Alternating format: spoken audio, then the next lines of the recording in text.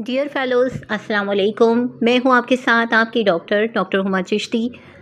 Routine की तरह किसी न किसी एक टॉपिक के साथ आपसे बात करती हूं और आज का टॉपिक बहुत ही ज़्यादा इम्पॉर्टेंट टॉपिक है, इंटरेस्टिंग टॉपिक है। बिकॉज़ ये ब्यूटी रिलेटेड टॉपिक है और आज जो दौर जिसमें हम लोग जा रहे हैं उसमें ऐसा है कि हर कोई इस चीज़ को चाहता है कि हम लोग अच्छे नज़र आएँ, ब्यूटीफुल नज़र आएँ और गुड लुकिंग नज़र आएँ। और उसमें यंग नज़र आने का जो है इस सदी का रुझान है। और हम सुनते आते थे कि एक वक्त आएगा, ऐसा होगा कि ये चीज़ देखी जाएगी कि एजिंग फैक्टर का जो है यानी उसके बारे में बात करना या उसको डायग्नोज करना कुछ थोड़ा मुश्किल हो जाएगा। कुछ इस किस्म की प्रोडक्ट्स जो हैं वो सामने आ चुकी हैं। कॉस्मेटिक ने बहुत ज़्यादा जो है वो कर ली है, तरक्की कर ली है। और इसी तरह बहुत ज़्यादा वे ऑफ ट्रीटमेंट्स हैं जिनमें लेज़र है और प्लास्टिक सर्जरी, ये चीज़ें बहुत सारी हैं कि जो कि चेहरे की इन चीज़ों को बिल्कुल यानी फ़ाइन कर देती हैं।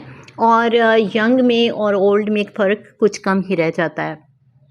तो जहाँ फीमेल्स इस हवाले से बहुत ज़्यादा इंटरेस्टिंग तरीके से इस पे गौर करते हैं, इस पे इंटरेस्ट लेते हैं और इस हवाले से अपनी तगोदो करती हैं।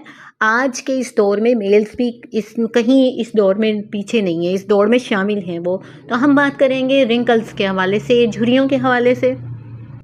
झुर्रियाँ यानी आपको ये बताती चलूँ कि जो झुर्रियाँ हैं नेचुरल पार्ट ऑफ एजिंग है। यानी जैसे जैसे पेशेंट की या यूँ कह लीजिए पर्सन की एज जो है वो ज़्यादा होती जाती है तो ये एक नेचुरल प्रोसेस है कि स्किन पे रिंकल्स आ जाती हैं। और सिर्फ एजिंग जो है वो इसकी वजह नहीं बनती। यहाँ आपको ये भी बताती चलूँ बहुत सारी प्रॉब्लम्स होती हैं जो इसकी वजह बन सकती हैं। वो मैं टाइम के साथ साथ आपसे डिस्कस करती हूँ। लेकिन मेन कॉज जो है वो एक तो एजिंग है और सेकेंडली ये कि सन के साथ जितने पार्ट्स आपके एक्सपोज होंगे, ये रिंकल्स, ये लाइंस, ये क्रीजेस स्किन के उन्हीं हिस्सों पे बनती जाएंगी। और उनमें जो चीज़ें शामिल हैं वो देखिए फेस है हमारा, चेहरा, नेक, हैंड्स, ठीक है, ये चीज़ें हैं हमारी जो सामने होती हैं और इन पे जो है रिंकल्स बन जाती हैं। आपसे रिक्वेस्ट है कि अगर आपने अभी तक मेरे चैनल होमियो डॉक्टर हुमा को सब्सक्राइब नहीं किया तो काइंडली इसको सब्सक्राइब कर दीजिए, लाइक कीजिए, वीडियो को फुल वॉच कीजिए और शेयर भी कीजिए। बेल आइकॉन को प्रेस कर दीजिए ताकि टाइम टू टाइम आपको इन्फॉर्मेटिव वीडियोस मिलती रहें। इम्पॉर्टेंट इज़ द थिंग कि होता क्या है ऐसा कि स्किन के साथ ये प्रॉब्लम होने लगती है। तो आपको बताऊं कि जब इंसान यंग होता है तो उसकी बॉडी में, उसकी स्किन में इलास्टिसिटी बहुत ज़्यादा होती है, लचक ज़्यादा होती है। और उसमें क्या होता है कि इलास्टिसिटी जिसे कहा जाता है इलास्टिसिटी, तो स्किन की इलास्टिसिटी एज के साथ साथ थिन होने लगती है और स्किन क्या होती है, ड्राई होती जाती है।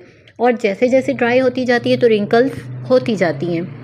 यहाँ आपको ये भी डिफ्रेंशिएट करती चलूँ कि जिन लोगों की स्किन ड्राई ज़्यादा होती है वो रिंकल्स होने के ज़्यादा चांसेस होते हैं और जल्द चांसेस होते हैं।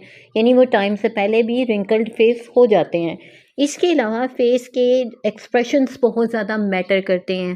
बिकॉज़ क्या है कि अगर फ्रॉनिंग करता रहेगा, हर वक्त किसी की ट्योरी चढ़ी रहेगी तो गुस्से वाली फीलिंग्स रहेंगी, या हर वक्त जो है वो स्माइलिंग फेस रहेगा तो उसमें भी जो है वो ये चीज़ होती है कि मैटर करती है, रिंकल्स आ सकती हैं। तो यूँ अब हम इस बात पे मुत्तफ़िक नहीं रह सकते कि ये सिर्फ ओल्ड एज के साथ है, बल्कि यंग एज में भी रिंकल्स हो सकती हैं।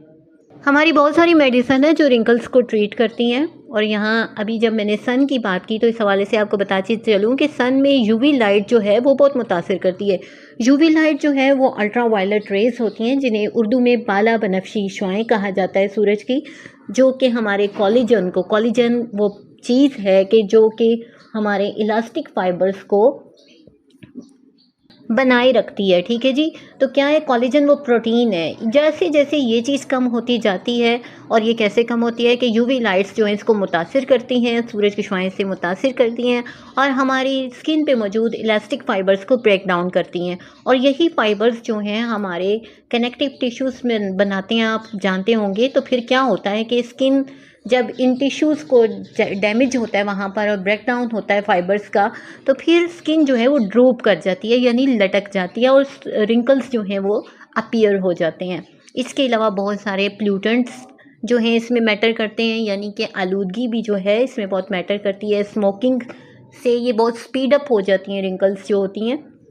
यहाँ आपको एक फैक्ट शेयर करती चलूँ कि अकॉर्डिंग टू यूनाइटेड स्टेट्स अगर बात की जाए तो एंटी एजिंग की जो मार्केट है $50 बिलियन ईच एनुअल यानी ईयर इस पे एक्सपेंडिचर्स आते हैं। इतना यानी इसके ऊपर स्पेंड किया जाता है मनी को, इतना पैसा खर्च किया जाता है यंग रहने के लिए।